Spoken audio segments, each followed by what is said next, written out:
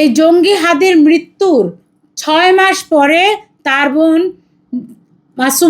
মাসুমার মনে পড়ল যে সে কেন তার ভাইয়ের যে হলো না, বাদী হলো না।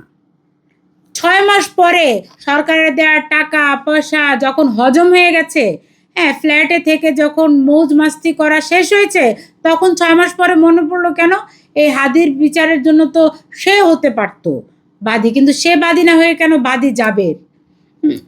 তারপর তার যে সংবাদ সম্মেলন, সেই সংবাদ সম্মেলনে জাবের নাই, জুমা নাই, কেউ নাই।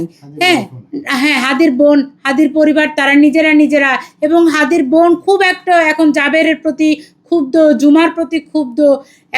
6 মাস পরে হাদির বোনের মনে পড়েছে যারে লুটপাট তো বেশি হয়েছে, বেশি করেছে জাবের, জুমা তার ভাগে কম পড়েছিল। হাদির বোন মাসুমার ভাগে কম পড়েছিল।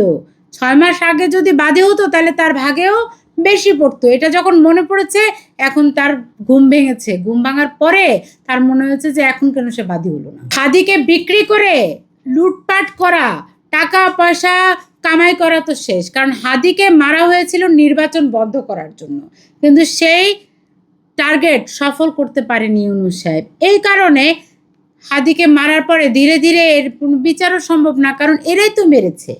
আর যা টাকা পয়সা রোজগার করার দরকার ছিল ইনকিলাব মঞ্চকে বিক্রি করে, সেই বিক্রি করা তো শেষ।